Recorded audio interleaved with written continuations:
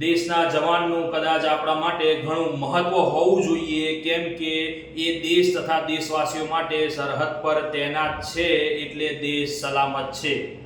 પ્રત્યેક નાગરિક સલામત છે અને એ જ દેશ માટે લડવાવાળો વ્યક્તિ જ્યારે દેશમાં ચાલતા તંત્ર જોડે મદદ માંગવા જાય છે ત્યારે એમને કોઈ પણ જાતનો રિસ્પોન્સ મળતો નથી, કોઈ તેમની વાત સાંભળવા પણ તૈયાર નથી.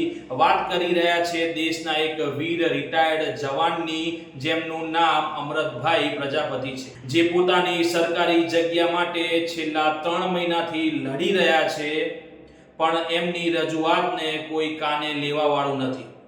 4 જગ્યાએ અરજી કરે છે તો અરજીનો કોઈ જવાબ મળતો નથી. આખી જિંદગી જેને દેશની સેવા કરી, આવા વીર જવાનની વાત સાંભળવા કોઈ તૈયાર નથી. અમરતભાઈનું કહેવું છે કે સરકારે મને જે જગ્યા આપી એ જગ્યા મારી 4 વીઘા કપાતમાં ગઈ. જગ્યામાં ગેરકાયદેસર ખોદકામ કરી લગભગ 200 ગાડી ટરબા રેત ભરી જાય છે. ખાણ ખનીજ વિભાગ આરામ ફરમાવે છે, દેશના જવાન મદદ માંગે છે અને એને અપમાન સહન કરવું પડે છે. દિનેશભાઈ પ્રજાપતિ કરસનપુરાના રહેવાસી 65 વર્ષના આધેડ, જેણે દેશને આખું જીવન સમર્પિત રહ્યા, આજે એ જ વ્યક્તિને ધમકી આપે છે, તેમનું અપમાન કરે છે, જે થાય એ કરી લેવાનું કહે છે અને ખનીજ વિભાગને હજી આરામ જ કરવો છે. આવો અમરતભાઈ પાસે વધુ વાત કરીએ. અમરતભાઈ પ્રજાપતિ સમગ્ર મામલો શું છે તેની વધુ વિગત મેળવીએ. તો મિત્રો, આપણે વધુ વિગત અમરતભાઈ પ્રજાપતિ પાસેથી લઈશું કે સમગ્ર ઘટના શું બની કે એમને મીડિયા સમક્ષ આવવું પડ્યું. તે પોતાનું જીવન શાંતિથી ખેતી કરીને ગુજારી રહ્યા હતા, પરંતુ અમુક કારણોસર અમુક ઘટના એમના જીવનમાં બને છે અને આજે એમને મીડિયા સમક્ષ આવવું પડ્યું. તો વધુ માહિતી આપણે રૂબરૂ એમને પૂછીએ. તો અમરતભાઈ, તમારી પાસે શું બનાવ બન્યો? તમે કેવું જીવન અત્યારે વ્યતીત કરો છો? તમે કામ ધંધો શું કરો છો? અને તમારું ગુજરાન કેવી રીતે ચાલે છે? બરોબર. જે તમારી સાથે જે વર્તન થયું, શા કારણથી તમારે મીડિયા સમક્ષ આવવું પડ્યું, તેની પૂરી માહિતી આપો. હા સાહેબ, મારું નામ પ્રજાપતિ અમરતભાઈ હરિભાઈ, માજી સૈનિક, ઇન્ડિયન આર્મી. અને મને 2005માં ગવર્મેન્ટે જમીન ફાળવી છે. એમાં હું અત્યારે મારો બોર બનાવી અને મારું ઘરનું ગુજરાન ચલાવું છું. અને ત્યાં નદીમાં ખનન વિભાગથી જ આ મતલબ સંકળાયેલી વાત છે, ખાણ ખનીજ વિભાગથી જ એમને મેં મારી જમીન કપાય છે. વારંવાર 4 વીઘા મારી જમીન કપાઈ ગઈ છે અને મેં અરજીમાં ઉલ્લેખ પણ કરીને આપ્યો છે. મેં 4 જગ્યાએ અરજીઓ આપી, પણ મને આજે 3 મહિના થઈ ગયા, એનો કોઈ રિપ્લાય હજી સુધી મળ્યો નથી. બરોબર. કયા કારણથી તમારી જમીન અને કોના કારણથી તમારી જમીન કપાત થઈ? હા, એટલે મારી જમીન આવી રીતે આમ તો જો કહું તો સાહેબ, મારા જમીનને અડીને સીમાડો કસનપુરા ગામનો આવેલો છે અને કસનપુરામાં લીજો ચાલુ છે ખાણ ખનીજ વિભાગની.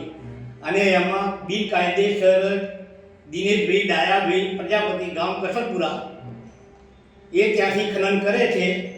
અને એમને મેં વારંવાર રજૂઆત કરવા છતાં એ લોકો એવું કહે છે કે તમારું ક્યાં છે, તો તમે ખોટી માથાકૂટમાં પડો, સાનામાના કે ઘેર ભેગા થઈ જાઓ, નકે કે મજા નહીં આવે, આવી મને રૂખી ધમકીઓ આપે છે. જે જગ્યા તમારી છે, આ જગ્યા મારી જમીનને અડીને આ જમીન આવેલી છે, જ્યાં ખનન કરે છે ને, એટલે ભવિષ્યની અંદર જ્યારે નદીમાં પૂર આવે તો મારી જમીન 4 વીઘા એવી રીતે જ કપાણી છે. અને હજી આગળ મારો બિલકુલ મારો બોર છે એ કાંઠા ઉપર આવી ગયો. હજુ હવે પછી પૂર આવશે તો મારો બોર રહેશે નહીં અને હું ધંધા વગરમાં થઈ અને ભિખારી તરીકે મારી જિંદગી જીવવાનું મને આગળનો સમય એવો દેખાય છે. હું અત્યારે મારી મજૂરી કરું છું તે ખેતરમાં અને મારા બાળ બચ્ચાનું જીવન પસાર કરું છું. તો દિનેશભાઈ વિરુદ્ધમાં તમે શું કાર્યવાહી કરવા માંગો છો? દિનેશભાઈ જો મારી જમીનનું વળતર મને આપી દે કે જે એમના કારણથી જ મારી જમીન કપાણી છે, બાકી કોઈ કારણ નથી. અને એમને મેં રૂબરૂ મેં નતા બોલાયા, એમનું મશીન મેં એક વખત ગાડું દૂર કરાવી દીધું હતું, ભાઈ તું આ બાજુ ભરવા ના આવીશ. પણ તે છતાંય વારંવાર 1-2 દિવસમાં ભરે ને પછી પાછા આવીને ભરવાનું ચાલુ કરી દે. તો દિનેશભાઈએ મને ખુદ નદીમાં બોલાયેલા, મને કે તમે આવો. એટલે મારી હંગાથે એમને ચર્ચા કરી કે મને કે મારું મશીન તમે કેમ ગાડી મૂકો. મેં કીધું ભાઈ આના કારણથી મારી જમીનને નુકસાન થાય એવું છે એટલે તમે આ બાજુ ભરશો નહીં. તે મને કે મશીન તો મારું અહીંયા જ ચાલશે, તમારે જે થાય કરી નાખો, ગભરાવાનું નહીં. આવી મને રૂકી ધમકી આપી. આજ રોજ હું અત્યારે ઇન્ટરવ્યૂ આપવા બેઠો તો આજ રોજ પણ હું પાટણમાં બજારમાં નીકળ્યો તો મને સામેથી મળ્યા ને રૂકી ધમકી આપી ગયા કે હવે મજા નહીં આવે, તમારે જે કરવું એ કરજો. આવી મને આજે પણ રૂકી ધમકી આપી ગયા કે હવે ભવિષ્યમાં મારે ખેતર જવું હોય તો મને મારા આત્માનું કે મારા જીવનું જોખમ મને દેખાઈ આવેલું છે. કારણ કે એ લોકો ત્યાંના લોકલ વતની છે એટલે ગમે ત્યારે હું રાત્રે બોર ઉપર હોઉં તો તે ગમે ત્યારે પણ અહીં હુમલો કરી શકે. તો મિત્રો તમે જોઈ શકો છો કે અમરતભાઈ જે કેટલા ગભરાયેલા છે અત્યારે, અને જે ઈસમો છે તે એમના ઉપર ગમે ત્યારે આવીને આત્મઘાતી હુમલો કરીને તેમના જીવનું જોખમ પણ રહેલું છે. આત્મઘાતી હુમલો પણ કરી શકે છે અને અમરતભાઈના જીવનું જોખમ પણ છે.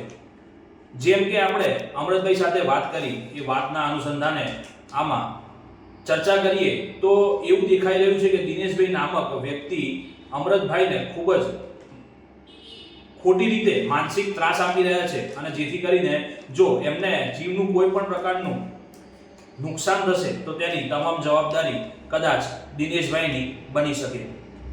તમે જોઈ શકો છો કે એમની ઉંમર લગભગ 65 વર્ષ આસપાસની એમની ઉંમર છે, અને આ ઉંમરે એમને આ બધી વસ્તુ કરવી પડે છે.